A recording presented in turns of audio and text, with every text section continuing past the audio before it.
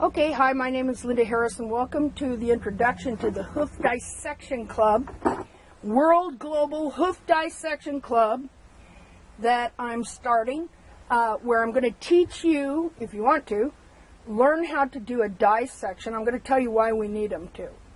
Learn how to do a dissection, learn how to do it safely, hopefully, and be able to contribute to the expanse of knowledge that we need to prove that the horse's foot is way different than it has been taught in the past.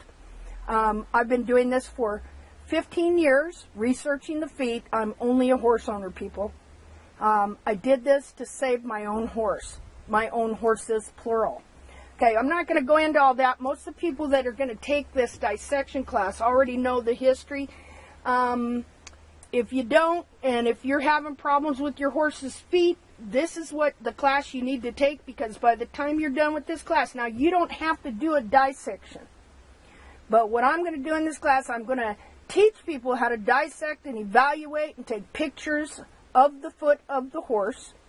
And at the same time, I'm going to be teaching intensive anatomy. And it's not going to be in a bunch of big fancy words. Okay, well, fancy. It's not going to be totally technical. Okay, it's going to be in easy words that you can understand, that'll be explained to you, and by the time you're done, you're going to know the foot of this horse inside and out, and you're going to be able to look at your horse's foot and determine where it's at and where it's going, why your horse might be lame, why he might be having body problems, things like that. You're going to be able to do that, and if you want to learn how to trim, or if you are a trimmer, it's going to just improve your trimming 100%, because you're going to understand what you are looking at. So, as I said, this is going to be a dissection class that is an anatomy class, so you do not have to do dissections to take this class. But if you truly want to know the anatomy of the horse's foot and the structure of the hoof capsule, and be able to tell whether your horse has good feet or not, whether your hoof care professional is doing you right or not. And let me tell you right now, I'm going to tell you right off the bat, I do not condemn anyone in the hoof care profession. What you're going to find in this class is that it is traditions and teachings for centuries that are still in hoof care, that are based on complete and total error. See, that donkey knows it's based on total baloney. Okay, so you're going to see, I'm going to show you in this class how they teach anatomy, what they teach about the horse's foot, and I'm going to show you from the feet. We're going to do about 18 feet. I'm going to show you from the feet themselves how what is being taught is in error. And so if they are in error on the anatomy, then, you know, it's doctrine and practice. See, they look at the anatomy, they form an opinion, and the opinions they have go back hundreds and hundreds of years before even science. Let me tell you that. Some of them, not all of them. And they form an opinion and a conclusion, and then they base the treatment of the hoof, meaning how they trim, how they shoe, how they treat disease, what they consider healthy, on that interpretation. Well, I'm going to show you where these interpretations and what they've been teaching is in total error, and you're going to see it clearly from the foot itself. But anyway, we're not going to go into all of that. So, okay, so what I want to do here first is I want to just kind of show you my setup here.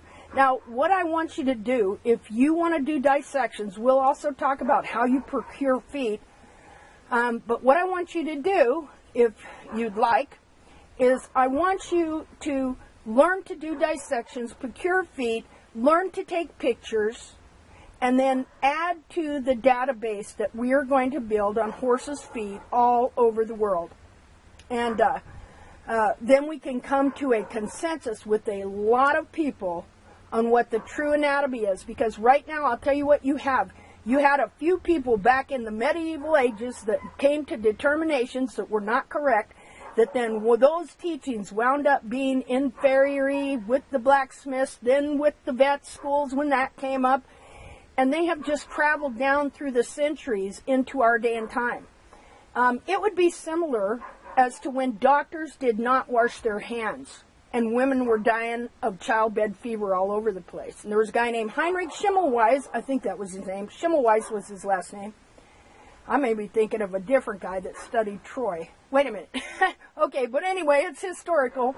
The guy that said, well, I think these women are dying because you're going over there and you're handling cadavers, and then you're coming over here and doing a pelvic exam. And so women, like in London, women got so that they would rather have their babies in the gutter than go to the hospital because the death rate was so high. And so this guy that come up with this idea, they just laughed him to scorn, you know, that he was wrong. But this is the similarity between what's going on in hoof care and what is being taught and how they are trimming and shoeing and teaching the foot and that situation. So we want to change that. We want to change that. And that's why we have the Happy Hoof, Anatomically Correct Trim Hoof Club. Okay. So there are so many people, women, men, all over the world that really want to do dissections, really want to learn the anatomy of the hoof. It's just a fascinating, fascinating subject.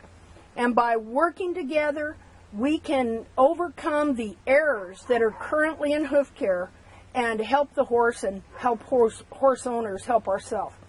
Okay, so now I'm just going to go through the basic things that you need. First of all, I'm going to move this back and I'm going to show you my little setup. You don't have to have nothing fancy. I made this out of a bunch of different junk that I collected. I just made me a little place where I can film outside. A lot of times I'll film inside too. And so I just got me a table and I put up some, you know, junk on the walls and kind of quadrant off my little table there. So you don't have to have nothing fancy or anything like that, but get your tools together, get you a place where you can work. Okay? So this is where I do the dissection unless it's raining that I go in the house. Okay, and so we're going to look down here. This is what this is what I take the hoof capsule off with. I've taken a vise, I've attached it to my deck, and you use this is a come along or a ratchet strap, I guess you'd call it.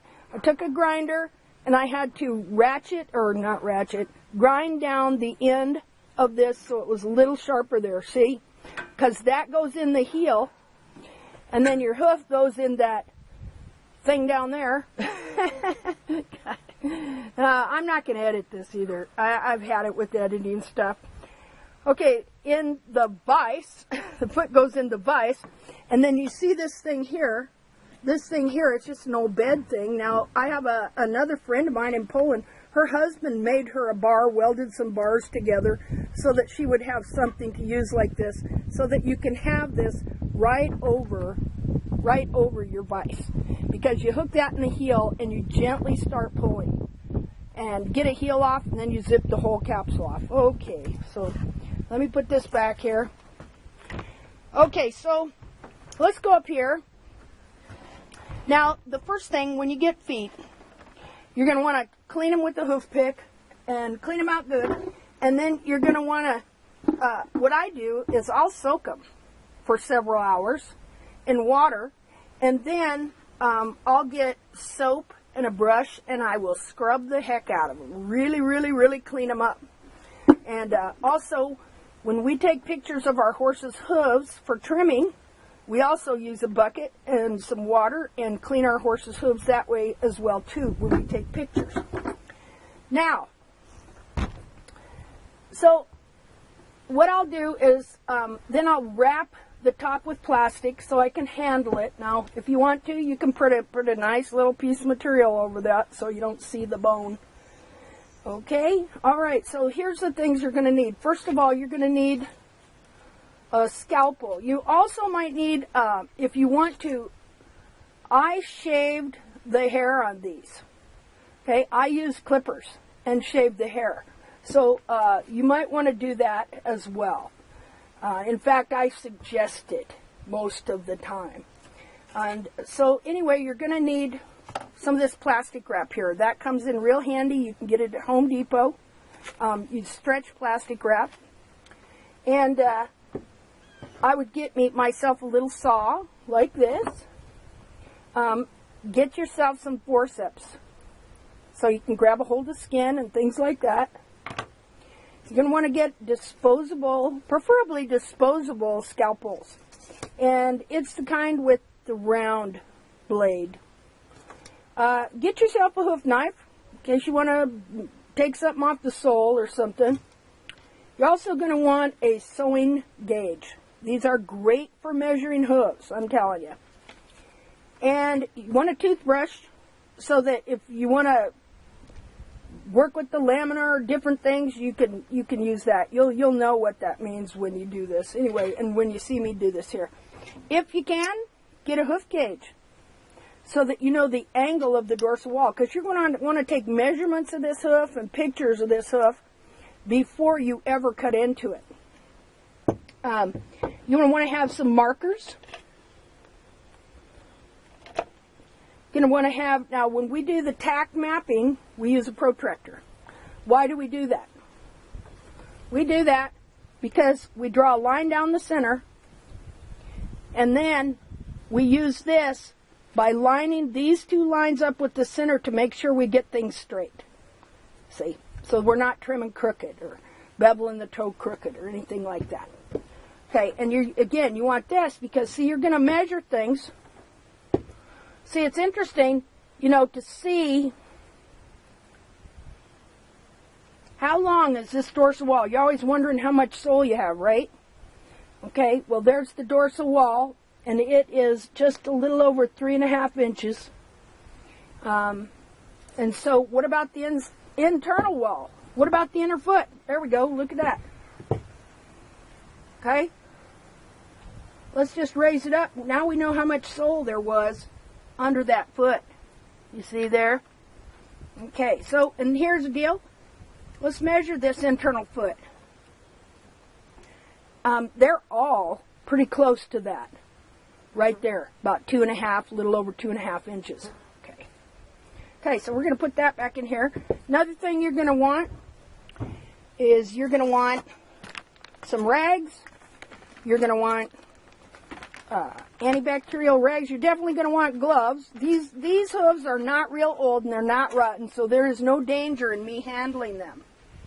But if your hooves get a little rotten, you definitely must wear gloves, and it wouldn't be a bad idea to wear some eye protection as well. Okay, so you can either get these gloves, these thin nitrate gloves, or these are called thicksters. You get them at paint stores and things like that. These are great. Let's see here. You're going to want a screwdriver, preferably with a little wider end than this, but I use that. And why do I use that? Because once you make the incision around here and you get the frog stay loose, you're going to want to come up, and unfortunately you do have to open up one heel with this down in there so that you can get your hook in there when you put your foot in the vise to pull the capsule off. So again, you're going to want a screwdriver like that. You're going to want a pair of scissors, preferably kitchen scissors, meat scissors, in case you want to trim some skin off or something like that somewhere. Now you may want to preserve it. You can dry the foot out. It'll dry out into rawhide. Don't throw them away. Okay, you can make all kinds of different specimens. You can take the coffin bone out.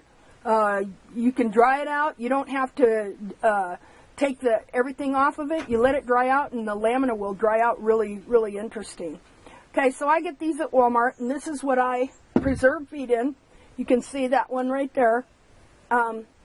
Now, you can order this off of eBay. And what it is, it's a hand kit to make a hand impression, makes a mold, and then you make your hands, but it works great for a hoof if you do it just right. I'll show you a couple of mine. This is one I did. This is one dissection I did right here.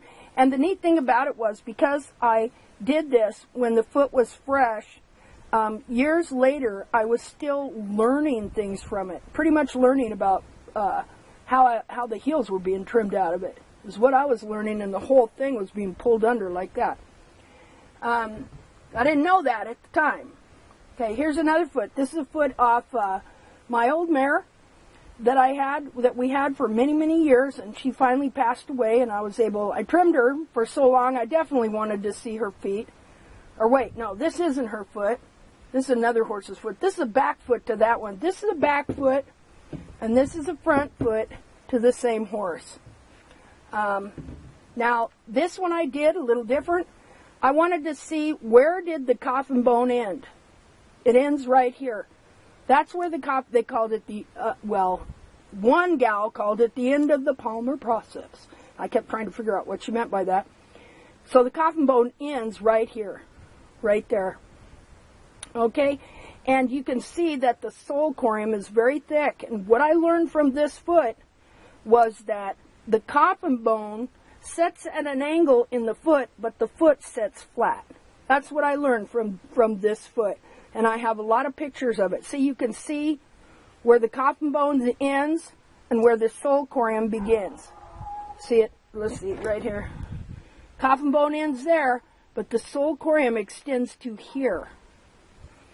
Okay, let's put this back up here. You can film with your phone, but if you do, you want to plug it in. You don't want to take a chance on it running out of battery. Okay?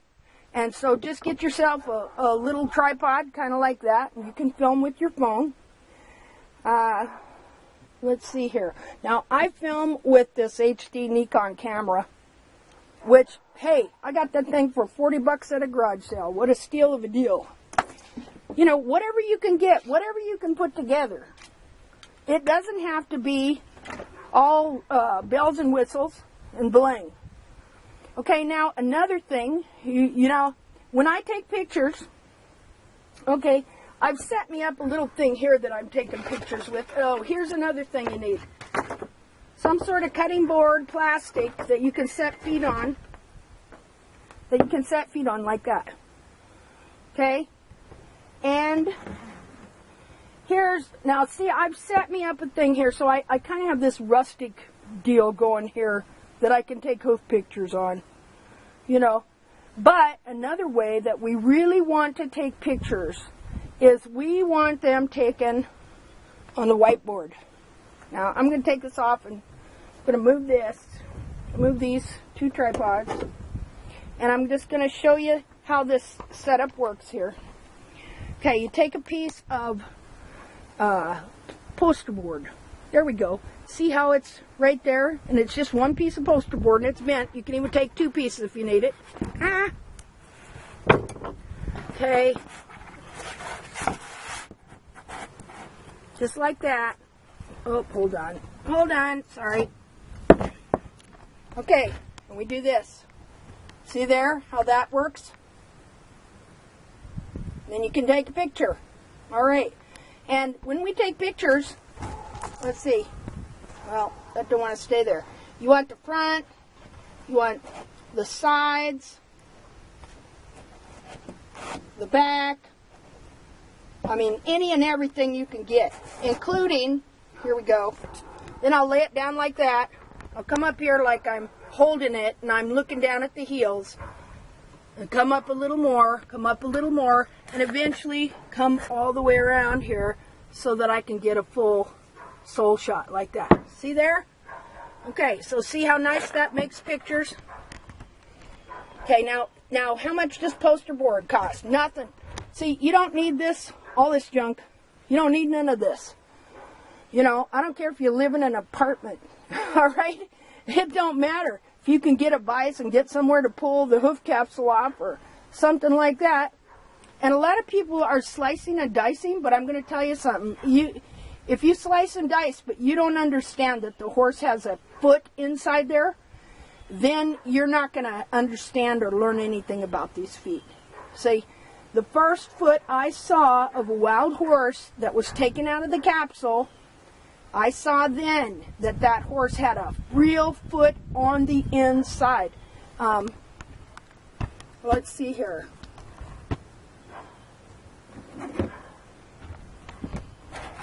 Let's just put that there.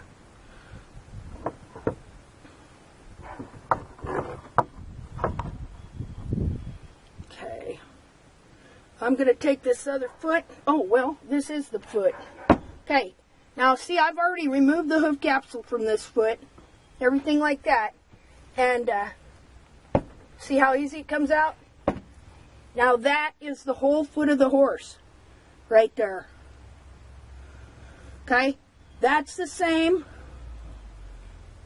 as this here. From a totally different horse. And you see the coffin bone ends here in that horse. It ends before it even gets to the bars. So your heels are all cartilage. So the coffin bone in this foot is going to end right about there. See, now this, what is this stuff you see on the outside? That's skin. Now I'm going to soak this foot all night tonight to get all the blood out of it. That's what I usually do. This one I didn't do soak right away. Usually I like to soak them right away to get all the blood out of them. I'm going to show you this foot. I'm going to have to put some gloves on. But I'm going to show you this foot. And see, well, not this foot. It's the same horse, okay?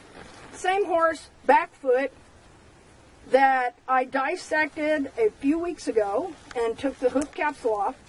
And then put in this preparation material here.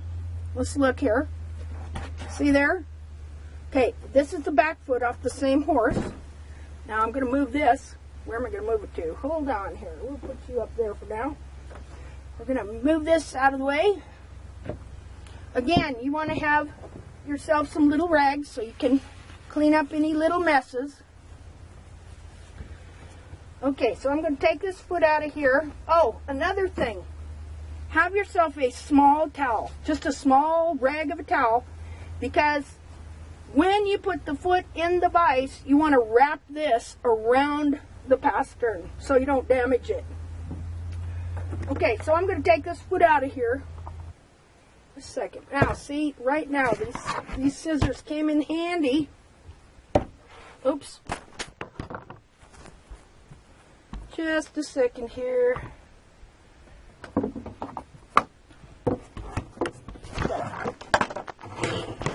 Okay. I think that'll work. Okay. So, see, there's already a piece of hide that I want to cut off right there. That's why you need them scissors. It's already like turned into rawhide practically. Okay, so this is the back foot off of this horse. See there? Front foot, back foot. Let's take it out of the capsule. If it'll come out. Man, that alcohol has dried this thing up. Okay. There we go. See there? See how nice that makes that foot? Okay, that's the back foot. Well, let's take the front foot out. There you go. 2 feet.